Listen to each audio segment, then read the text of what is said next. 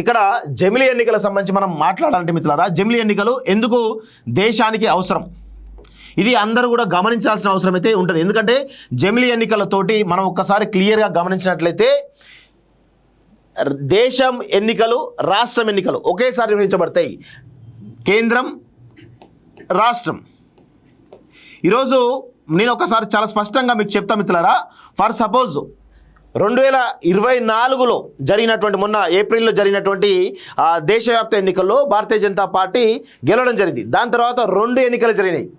ఒకటి హర్యానాకు సంబంధించిన ఎన్నికలు జరిగినాయి, జార్ఖండ్ సంబంధించిన ఎన్నికలు జరిగినాయి, అదేవిధంగా మహారాష్ట్ర సంబంధించిన ఎన్నికలు జరిగినాయి, ఇలా జమ్మూ కాశ్మీర్ ఎన్నికలు కూడా జరిగినాయి.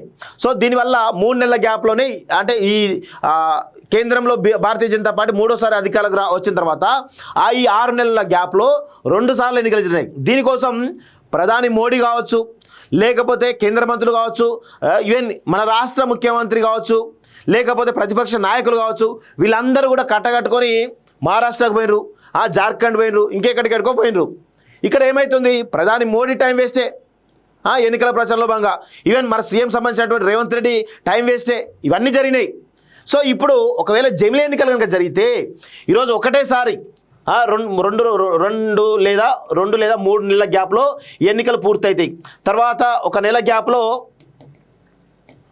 గ్యాప్లో స్థానిక సంస్థల ఎన్నికలు పూర్తవుతాయి. సో ఇప్పుడు ఏమవుతుంది, ఫస్ట్ ఏమో కేంద్రం, రాష్ట్ర ఎన్నికలు ఒకసారి జరుగుతాయి. తర్వాత 100 రోజుల్లోమో స్థానిక సంస్థల ఎన్నికలు జరుగుతాయి. అంటే దాదాపు 4-5 నెలల ప్రాసెస్లో కంప్లీట్గా పూర్తవుతాయి. ఇక దేశంలో ఎక్కడ కూడా ఎన్నికలు ఉండవు. ఇక వస్తే వేరే ప్రభుత్వం పడిపోయిన ఇంకేదైనా ఉంటే అవి తర్వాత రీజన్స్. సో వాటికి సంబంధించినటువంటి అవన్నీ కసరత్తు జరుగుతూ ఉంటుంది.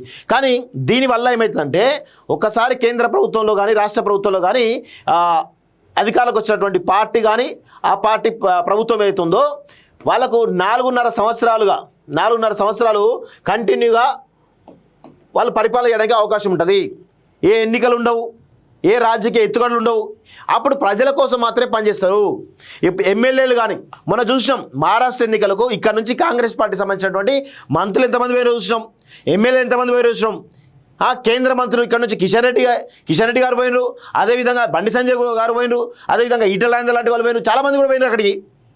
అంటే దీనివల్ల ఏమవుతుంది, ఇక్కడ వాళ్ళేమో వాళ్ళ పార్లమెంట్ పరిధి కానీ వాళ్ళ అసెంబ్లీ పరిధి కానీ అక్కడ పనిచేయాల్సిన వాళ్ళు అక్కడికి పోయి ప్రచారం చేస్తూ ఉన్నారు. దానివల్ల ఏమవుతుంది, ప్రజలకు దూరం అవుతున్నారు, ప్రజలకు సరైనటువంటి పరిపాలన అందించలేకపోతూ ఉన్నారు. ఇవన్నీ కూడా మనం గమనించాలి కదా. అందుకే దీనికోసమే జమిలీ ఎన్నికలు రావాల్సిన అవసరం ఉంటుంది. ఒకవేళ జమిలీ ఎన్నికలు వస్తే పాలకుడికి అవసరమైనటువంటి కావాల్సినంత సమయం ఉంటుంది. ఈరోజు ఏమైనా కీలకమైన నిర్ణయాలు తీసుకోవాలన్నా కానీ, కీలకమైనటువంటి విషయాలు ఈరోజు ప్రజలకు విషయంలో కోణంలో ఈరోజు చర్చ చేయాలన్నా కానీ ఒక మంచి అవకాశం ఉంటుంది.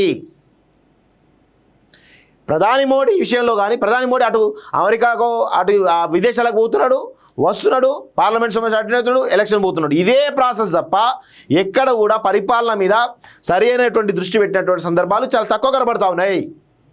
అందుకే జమిలీ ఎన్నికలు కనుక ఒక్కసారి వస్తే దేశంలో జీడిపి పెరుగుతుంది, సమూలమైనటువంటి మార్పులు పెరుగుతాయి.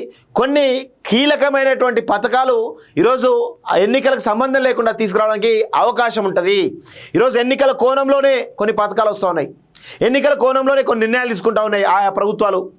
దీనివల్ల చాలా రకాల ఇబ్బందులు అవుతూ ఉన్నాయి. అందుకే జమిలీ ఎన్నికలు రావాల్సినటువంటి అవసరం ఉందనేది నా యొక్క అభిప్రాయం మిత్రులారా. సో అందుకే జమిలీ ఎన్నికలకు కాలోజీ టీవీ సంపూర్ణమైనటువంటి మద్దతు ప్రకటిస్తూ ఉంది. ప్రజలు కూడా అదే విధమైనటువంటి ధోరణితోటి ఉండాలని చెప్పేసి కూడా నేను కోరుతా ఉన్నా మిత్రులారా.